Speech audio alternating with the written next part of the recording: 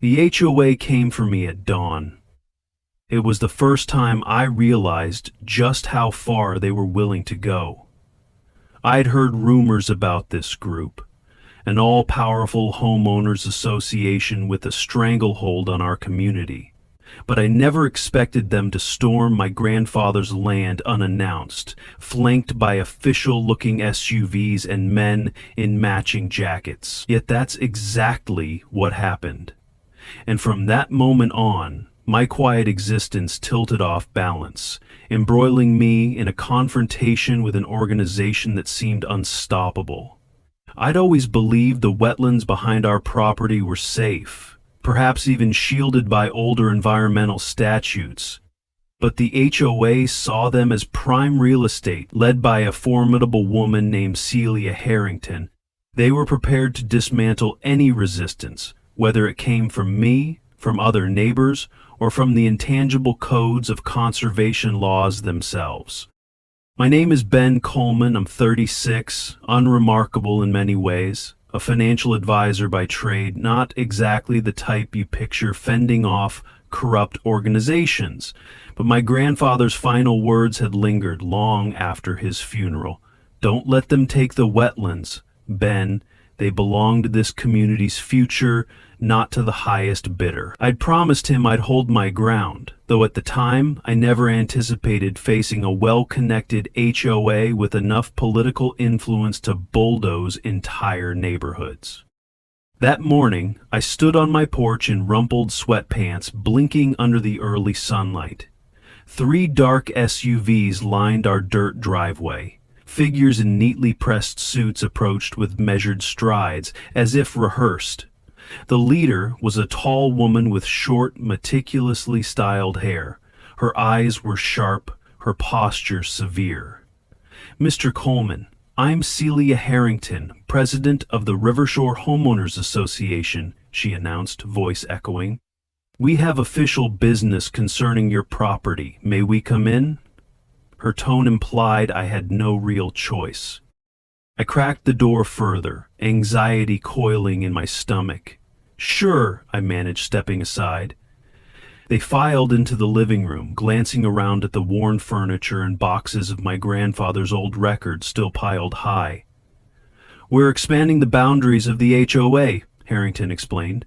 She flipped open a folder. "Your wetlands fall within a rezoning initiative called the Riverside Renewal Project. We have strong political backing and have identified your acreage as a prime candidate for development." She slid some documents onto the coffee table. "Sign these consent forms.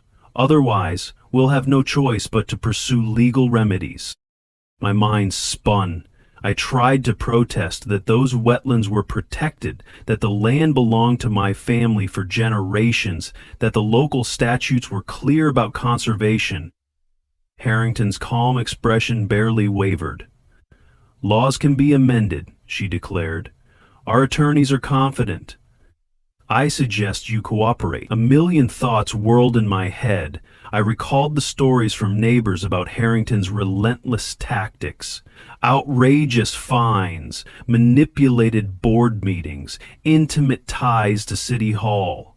I swallowed, trying to keep my voice steady. "Give me time to review." Harrington nodded, but made no pretense of courtesy. 2 weeks, Mr. Coleman. After that, we file for compulsory purchase." She turned on her heel, her associates trailing behind.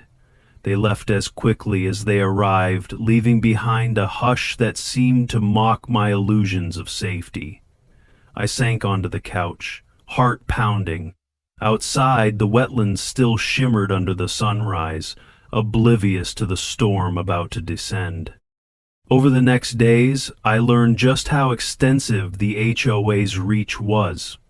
My friend Marcus, a local reporter, confided that Harrington held sway with real estate moguls and at least 3 city council members.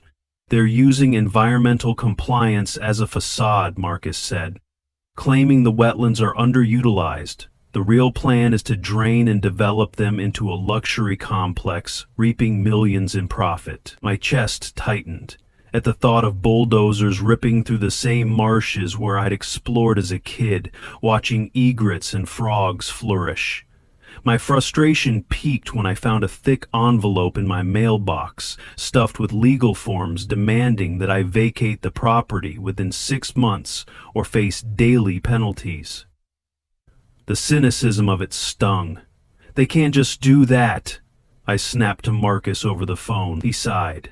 "Actually, they've done worse. They choked out an entire orchard last year, forced the owner to sell. Harrington's unstoppable." A few nights later, I found a stranger on my land. I was trudging across the yard with a flashlight, suspecting someone had been snooping around. Sure enough, a silhouette near the old fence line. "Hey!" I barked, shining the beam. The figure stood, startled. A woman with a slender build, wearing a faded hoodie and carrying a standard Glock holstered at her hip. My pulse jumped. She raised her hands, stepping into the flashlight's glow. "I'm not here to harm you," she said quietly. "Name's Dara." Her voice carried a subdued calm. I loosened my grip on the flashlight. "What are you doing on my property?" She offered a disarming shrug. "I've been tracking the HOA's expansions, call it a personal vendetta. Heard rumors that Harrington has eyes on your wetlands. I wanted to see for myself." My brow furrowed. "You're investigating them on your own? That's risky." Dara's lips twitched in a half-smile. "Been doing it since they seized my mother's orchard a few years back. I watched them break her spirit. She passed away soon after." That quiet admission stung. I sense a shared plight. "I'm sorry," I murmured.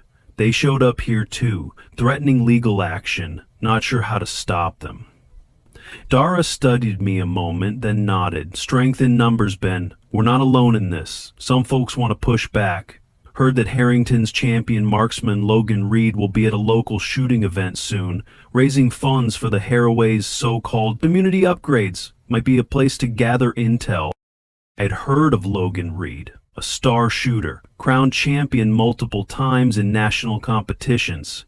He was rumored to have aligned with Harrington's agenda, lending his fame to legitimize their land grab crusade. The notion of confronting them at a shooting range felt surreal. But Dara's eyes glinted with steely resolve. "People flock to watch him. Harrington seizes that platform for PR. Maybe if we show up we can glean clues about their next moves, or at least expose some hypocrisy." She handed me a crumpled flyer advertising an open practice session at the Winston County Elite Range. "Meet the champion, community Q&A." My chest thrummed. "All right, I'll go," I decided, more impulsively than I'd expected. That weekend, I arrived at Winston County Elite Range, a modern facility replete with polished glass doors, a pristine foyer, and sleek posters of Logan Reed brandishing top-of-the-line rifles. The smell of gun oil and new carpeting mingled in the air. Harrington's presence was obvious. She stood near a promotional display, chatting up potential donors. Meanwhile, Logan Reed mingled with an entourage. He exuded confidence, wearing a sponsor-laden jacket, shaking hands, signing hats. A small crowd gathered to watch him demonstrate advanced shooting techniques. It felt staged, yet people seemed enthralled. I found a corner to observe, hoping to remain inconspicuous. Dara was supposed to meet me later. Then I noticed someone else entirely.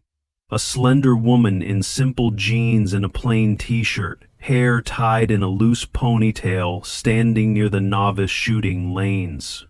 While others fawned over Logan Reed, she quietly asked a staff member if she could try a standard handgun. The staffer looked her up and down with a dismissive smirk. "Sure, but that's the basic range. Don't get your hopes up." She nodded politely, stepping onto the lane. The staffer snickered, presumably expecting a typical newcomer fumbling with their recoil. A hush fell in that section as she raised the gun. Something about her stance signaled practiced familiarity. Her grip was steady, her gaze locked on the target. She fired one shot. The overhead speaker beeped, indicating a bullseye. The staffer's eyes widened, and a couple of onlookers let out startled murmurs. She took a breath, fired again. Another bullseye. "What the staffer exclaimed. Word spread. People drifted over, curious. Logan Reed paused his demonstration to see the commotion.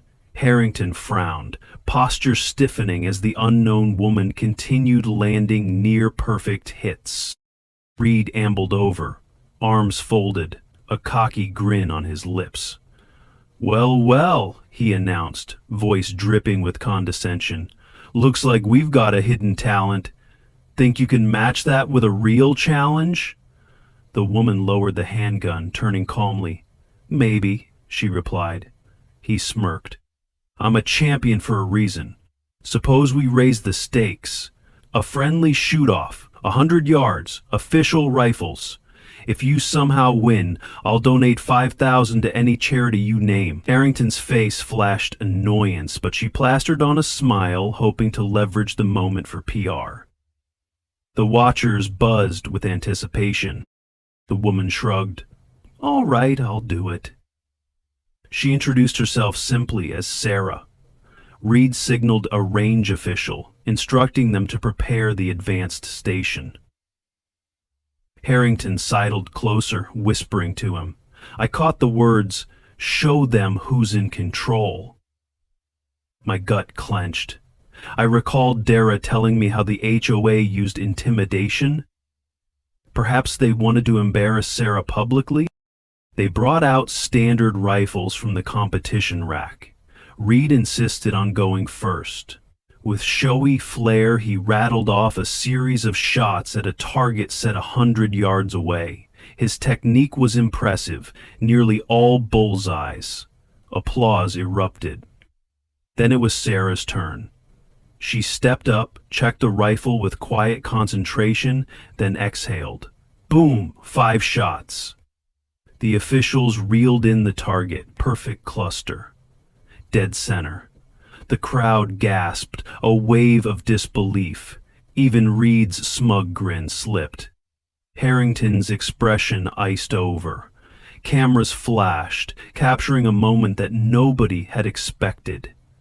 A so-called nobody, overshadowing a champion. Reed stammered. "That must be luck. Let's see if you can do it again on an official timed run." Sarah nodded. They repeated the challenge, but this time with the scoreboard active.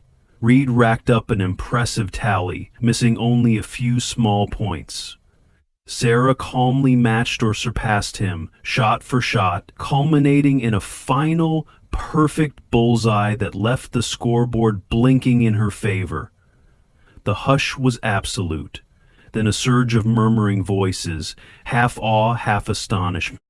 Harrington stepped forward, forcibly taking the mic. "Incredible showing," she declared, eyes glittering with tension. "Of course, we'll need official verification to confirm any new record, but let's applaud Ms. Sarah for her surprising performance." The way Harrington said surprising was drenched in forced sweetness. Reed scowled, yanking off his protective earmuffs. I got the sense he was unaccustomed to losing. Then Harrington guided the conversation back to the HOA's expansions, praising the positive changes they were bringing to Winston County. I scanned the crowd, noticing Dara slip in. She met my gaze, gave a slight nod, then turned her attention to Harrington's speech. Sarah, meanwhile, retreated, setting the rifle on a rack, evidently uncomfortable with the spotlight. I meandered over to congratulate her. Up close, I saw she was older than I first assumed, maybe mid-30s. Her eyes carried traces of sorrow, though she masked it under calm confidence. Great shooting, I ventured. She gave a slight shrug. My father taught me. He was Army Special Forces. I guess I retained the basics. Then her expression darkened. Harrington doesn't like being overshadowed. She'll spin this in her favor soon enough. Dara approached, introducing herself to both of us. The conversation quickly turned to the HOA. Sarah listened, nodding gravely at Dara's account of Orchard's seizures. I described the wetlands Harrington sought on my land. Sarah's jaw tightened. They forced me out of my mother's small farmland. I tried to fight, lost everything. She gazed at the receding figure of Harrington. We need to stand together. They thrive on isolating victims, Dara agreed, scanning the throng. This event is just a PR stunt. If we can prove corruption or find the right legal angle, maybe we can stop them. Before we left, Harrington took the stage again, giving a short address that name-dropped Logan Reed as an inspiration to the entire county. The crowd cheered reflexively. Harrington smirked at me in passing, a silent warning that suggested she knew who I was and that my land would soon be in her grasp. My stomach churned. Over the next days, I delved into my grandfather's old documents. He'd saved every scrap of paper about the wetlands, from environmental evaluations to letters from local activists. I found references to endangered species residing in that habitat. Dara, meanwhile, compiled testimonies from other families forced off their land. We saw a pattern. Harrington's board used minor code violations, inflated fees, and behind-the-scenes influence with city officials. Sarah joined our makeshift alliance, offering something else, the discipline and calm mind of a skilled shooter who refused to bow to intimidation. Harrington struck back quickly. A formal complaint arrived in my mailbox, alleging I'd altered natural water flow on the wetlands. The potential fines were astronomical. Marcus called, warning me that Harrington had begun feeding stories to local press about uncooperative landowners harming community growth. My neighbor Linda reported that strange men had come onto my property, snapping photos. Tension escalated day by day. Then we heard rumors the HOA was hosting another high-profitable shooting event showcasing Logan Reed's redemption match, presumably to overshadow Sarah's upset victory. Sarah got a direct message from Reed's manager, inviting her to a friendly public rematch with official association judges, promising a big charitable donation if she lost. The implied bribe was obvious. Sarah refused. Within hours, an online troll army mocked her alleged fluke performance. Harrington's people, no doubt. It only stiffened our resolve.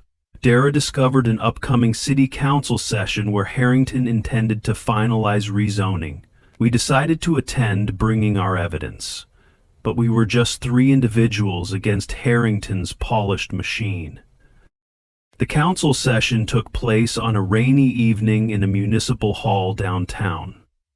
Harrington presented the Riverside Renewal Project with practiced showmanship, brandishing glossy pamphlets about improved infrastructure and job creation. A handful of supportive council members nodded vigorously. When it was my turn to speak, I tried to articulate the wetlands' ecological value. Dara backed me up with testimonies from orchard owners who'd lost everything. Sarah added her own experience, describing how Harrington's board manipulated local rules for profit. But Harrington responded with icy poise, dismissing us as emotional outliers. She had data from a hired consultant claiming the wetlands were degraded marsh, unworthy of protection. The council sat impassive. Money spoke louder than reason. After the session, Harrington confronted us in the corridor, expression taut. "Mr. Coleman, Ms. Dara, Ms. Sarah, a trifecta of misguided do-gooders." Her voice was laced with contempt. "You realize you're fighting a losing battle, correct? Land development is progress. You can cling to your old memories or you can adapt. I bristled, retorting, "We won't let you destroy crucial habitat for your private gain?" Cicely leveled me with a stare.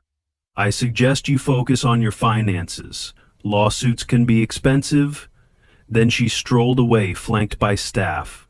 My hands shook with anger, but a knot of fear also coiled in my gut. Shortly after, I received an anonymous tip from a city employee who hinted that Harrington had bribed certain officials to bury environmental impact results.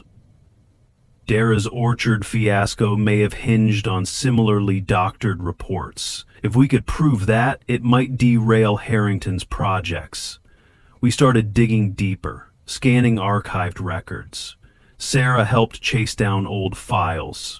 Each step felt like traversing a labyrinth. The deeper we went, the more corruption we uncovered. Councilmen receiving campaign contributions from companies allied with Harrington. A judge rumored to be on Harrington's payroll dismissed the orchard case. Our frustrations mounted, but so did the desire to expose the truth. Meanwhile, news broke that Harrington was coordinating a major fundraiser at the Winston County Elite Range, featuring Logan Reed in a marquee event. The event promised a thrilling exhibition of skill open to challengers with local media coverage. Harrington clearly intended to recast Logan as the unstoppable champion, overshadowing Sarah's earlier triumph. My phone buzzed with a text from Dara. Perfect chance to go public. If Sarah challenges him and wins again under official conditions, it's big news. Sarah was torn at first. She disliked publicity and suspected Harrington might sabotage the gear, yet, if it turned public opinion or forced an inquiry, it could be worth the risk. Days later, the range was abuzz with people and cameras. Harrington was front and center, greeting local politicians and donors. Logan Reed roamed the concourse, signing posters. The atmosphere felt scripted. I spotted Dara in a baseball cap, discreetly filming with her phone. Sarah arrived in a plain jacket and jeans, hair pulled back. Harrington spotted her, lips curving into a predatory smile. "Here to amuse us again, Miss Sarah?" she cooed, stepping aside so cameras could catch them together. "Mr. Reed will be delighted to demonstrate real marksmanship." Logan approached, feigning a cordial grin. "Care to try your luck again? This time the results will be official, so no one can claim the scoreboard malfunctioned." Sarah looked him straight in the eye. "I'm ready whenever you are." Harrington ushered them to the main range, where stands had been set up for spectators. An official from the National Shooting Association was present, presumably to add legitimacy. "We'll do a multi-stage shoot," the official explained. "Handgun at 25 yards, rifle at 50, then 100, culminating in a specialized sniper challenge. Highest cumulative score wins." Harrington's voice boomed through a mic, praising Logan's philanthropic spirit. She labeled Sarah a newcomer with an unexpected streak. The crowd murmured, some recalling rumors of her earlier bullseyes. Stage 1. Logan and Sarah each used a standard handgun at 25 yards. Logan fired a neat cluster in the center, eyes brimming with confidence. Applause. Sarah took careful aim.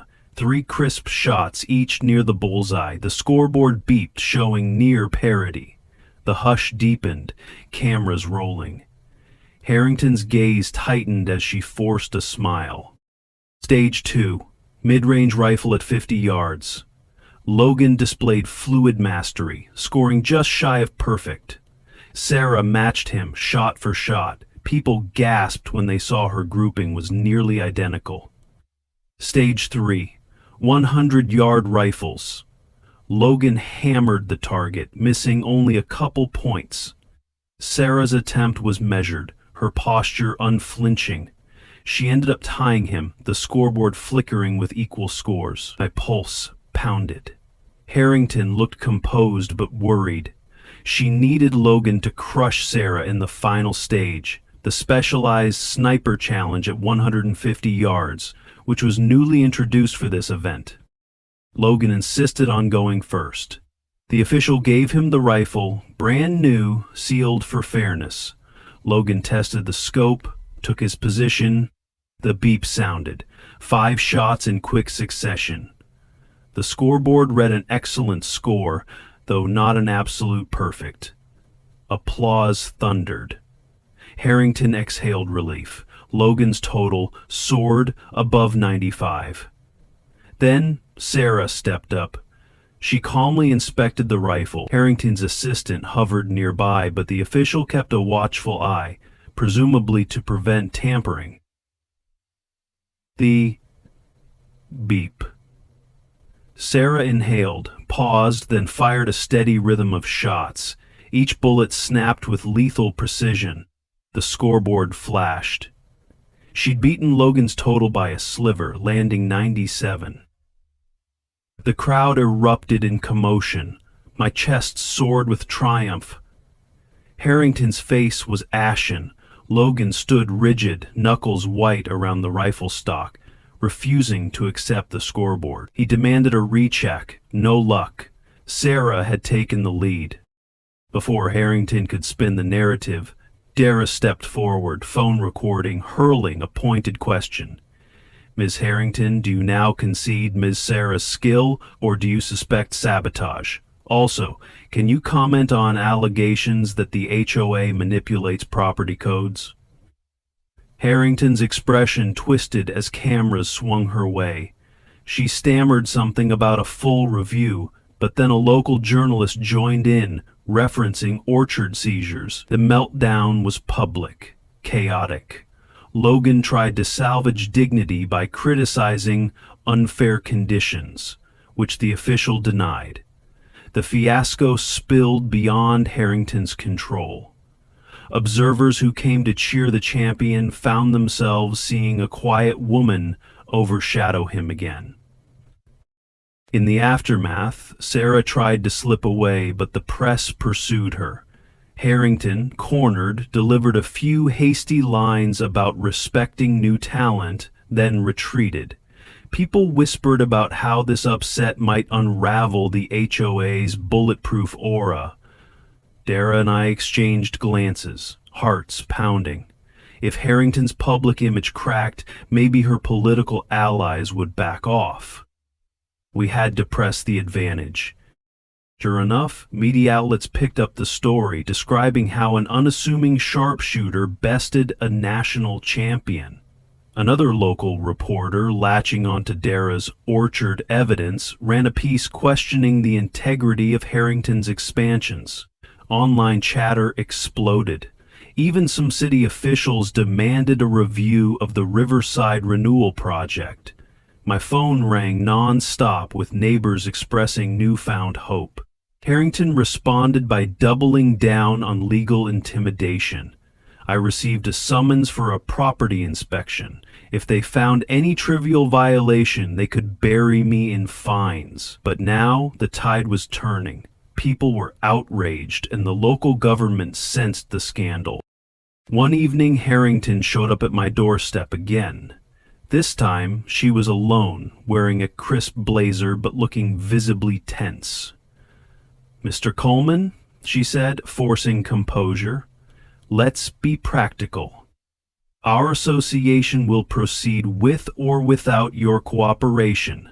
If you sign over partial development rights, we can arrange compensation." She mentioned a sum that might tempt some, but the wetlands held a deeper value to me. "No," I said firmly.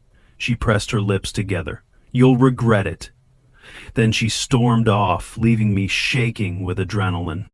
Days later, Dara uncovered a key document from a whistleblower in the city planning office, proof that Harrington had falsified environmental impact reports. We compiled everything: orchard testimonies, manipulated code enforcement, suppressed ecological data. Sarah lined up an interview with a reputable state-level journalist who specialized in exposing municipal corruption. Meanwhile, Harrington publicly claimed our allegations were baseless, but behind the scenes I heard she was scrambling to hush city officials. My attorney friend suggested we might file for an injunction against the HOA's rezoning plan. The momentum built steadily. Eventually, the scandal became too large to contain. The city council scheduled an emergency review, spurred by outcry from citizens who now suspected the worst. Harrington tried to stage a pro-Ho rally, but attendance was meager compared to the wave of protests. On the night of the review, we arrived to find the council chamber packed. Harrington, flanked by a few loyal associates, maintained an icy demeanor. We on the other side had Dara's orchard proof, Sarah's eyewitness accounts, neighbors with horror stories of harassment, and an environmental expert verifying that draining the wetlands would violate state laws. In the heated session, Harrington's carefully engineered facade collapsed. Confronted with the whistleblower's document, she sputtered denials. Council members turned on her, referencing the uproar triggered by the shooting fiasco. Logan Reed, presumably fed up or fearful for his reputation, didn't even attend. The final blow came when an independent investigator from the state's Attorney General's office confirmed they were launching an inquiry into the HOA's corruption. That night, Harrington left the chamber in disgrace. A swirl of reporters hounded her, questions flying. She brushed past them, face pale, refusing to comment. The next morning, headlines proclaimed, HOA leader under fire, champion shooter dethroned by unknown marksman, sparks investigation. The wetlands behind my property gained immediate legal protection while the inquiry progressed. Instead of bulldozers, I saw volunteer scientists cataloging species. Harrington faced potential charges for fraud and conspiracy. The orchard families readied lawsuits to recoup damages. Sarah, though never seeking fame, became a local legend. People circulated phone videos of her dead-eye shots. She responded politely, explaining her father's training and her personal vendetta against Harrington's tyranny. Land redrawing legend of Hawthorne Castle in the city council officially withdrew Harrington's Riverside Renewal Project from consideration, pending further legal proceedings. My land remained mine, the wetlands flourishing. Dara relaxed, no longer on high alert. She was busy assisting orchard families with legal documents. I found a measure of peace I hadn't felt in months. The shadow of the HOA retreated, replaced by cautious optimism. Then, quietly, Harrington resigned from the HOA board, effective immediately. Some speculated she fled the state. Logan Reed tried to salvage his brand with half-hearted apologies, but the public wasn't buying it. His endorsements dried up. On an early morning, I stood at the edge of the marsh, watching sunlight play across the water's surface. Sarah joined me, hands in her pockets, eyes scanning the horizon. "Feels different now," she murmured. "Freer?" I nodded, recalling the nights I'd lost sleep, dreading Harrington's next move. "We owe you a lot," I told her. "It was your calm confidence that shook their champion's image, made people question the HOA's narrative." She smiled faintly. "I was just a woman with a gun, ignored until I wasn't." Then her gaze turned pensive. "I guess that's how bullies operate. They assume no one can stand in their way.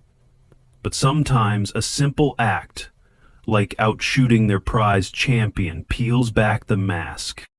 We wandered deeper into the wetlands, marveling at egrets fishing in the shallows, the gentle chorus of frogs. "My father taught me to respect land," Sarah said softly.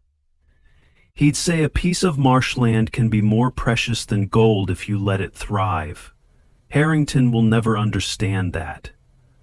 I kicked at a rock, voice hushed. Maybe the next wave of leaders will. Or maybe we'll always have to fight, she shrugged. At least more folks are aware now. Dara's orchard fiasco isn't a forgotten footnote. People see the pattern and push back.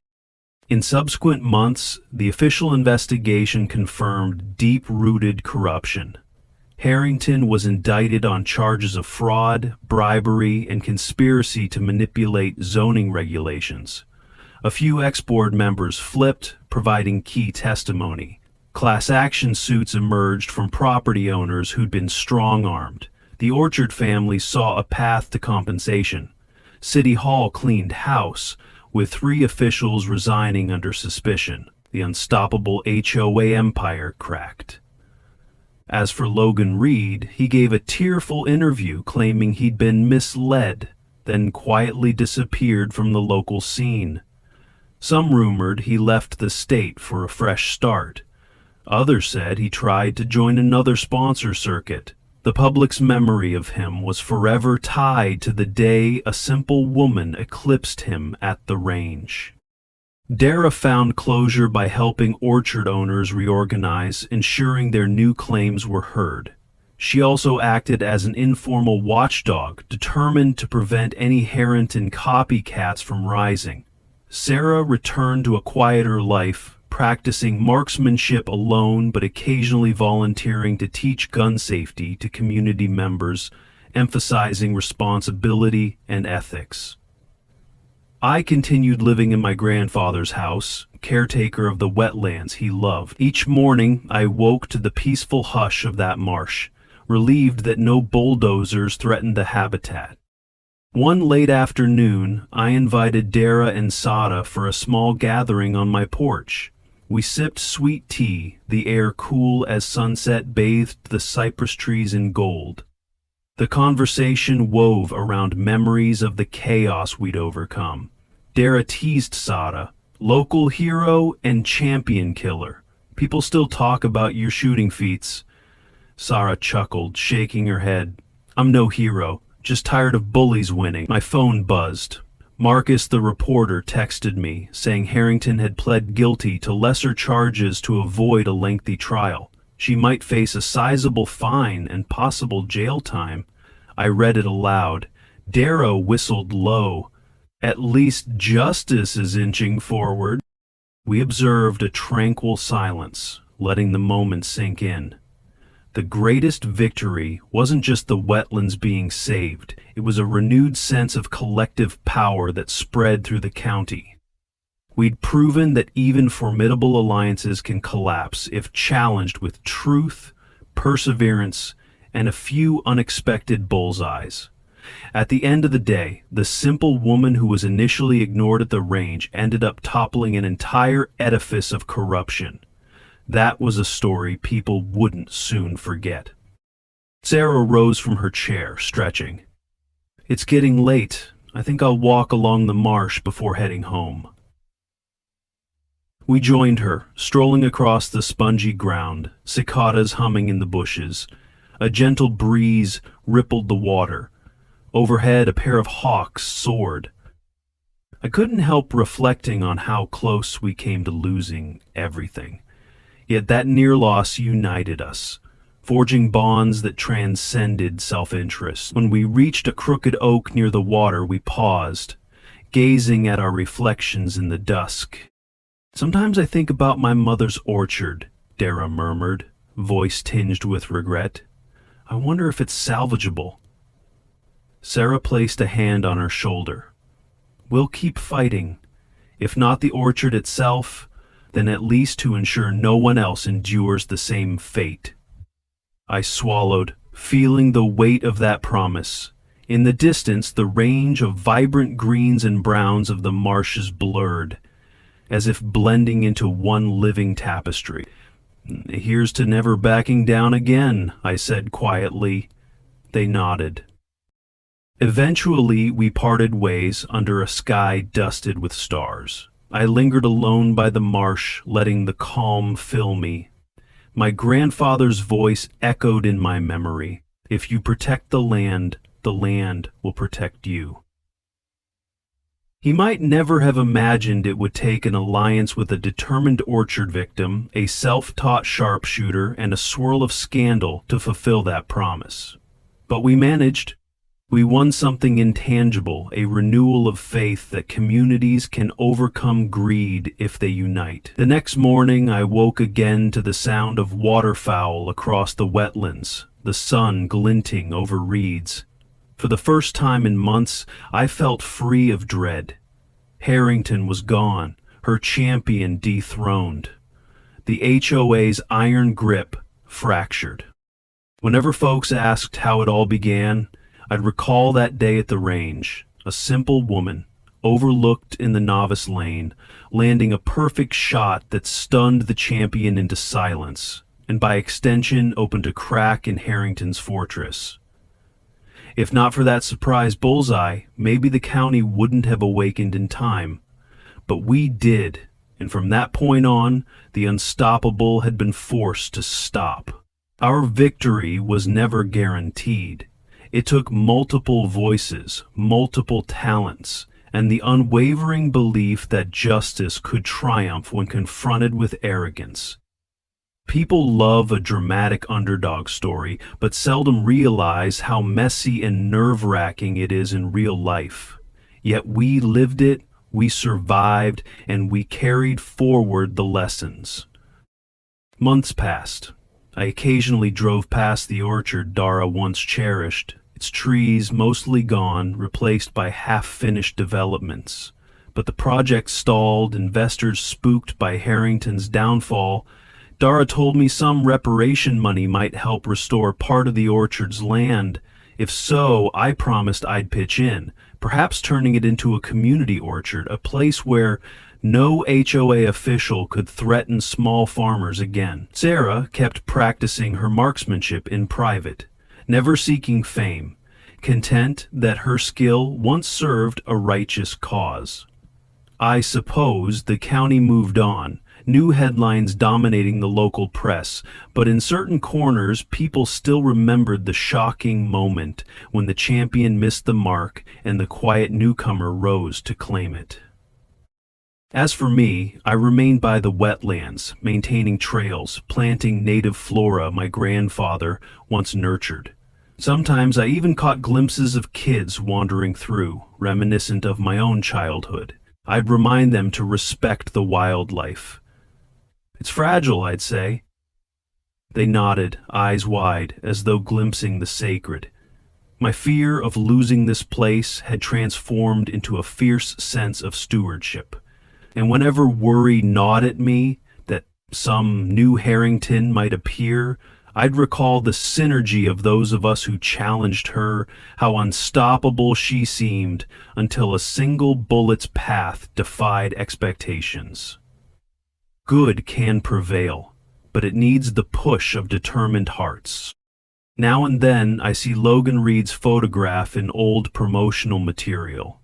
He stares back with that cocky grin, reminding me of the old era of intimidation. Harrington's name surfaces in occasional court updates, overshadowed by bigger corruption cases. Our small victory was part of a broader mosaic of everyday battles across the state. Each confrontation, each orchard lost or saved, each wildlife refuge bulldozed or preserved, is a testament to the ongoing struggle between greed and community. We contributed our verse to that song. On a particularly bright morning, I found Sarah waiting near the fence. She held 2 cups of coffee, wearing a half smile. "Feel like testing your aim?" she asked, nodding toward a small improvised shooting corner we'd set up at the edge of the property. I laughed. "I won't match your bullseyes, but sure." We walked over, the breeze carrying the marsh's scent. I took a few shots, some wide, some decent. She corrected my form gently, referencing lessons from her father. Steady breathing, half exhale. In that moment, I felt the cyclical nature of life, how one generation imparts knowledge to the next, how simple gestures can catalyze great change. "Thanks," I told her quietly. Not just for the shooting tips, for everything. She nodded, that calm confidence shining in her eyes. We saved what mattered, that's enough. The coffee turned cold as we lingered, content in the silent synergy of a place redeemed. The wetlands shimmered, teeming with unseen wonders. If my grandfather could see us now, my new allies, the land safe for the time being, he'd probably grin and say, "Told you it was worth fighting for." Eventually, Sarah left, leaving me to soak in the bright hush of late morning. I couldn't predict the future, but for the first time in a long time, hope outweighed dread. A simple woman was ignored at the shooting range. Until her first shot broke the champion's record.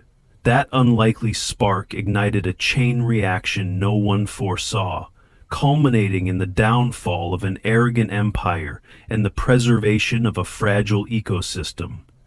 That story might fade from headlines, but its impact lingered in every rustle of reeds, every bird call echoing across the water. And that was all the validation we needed.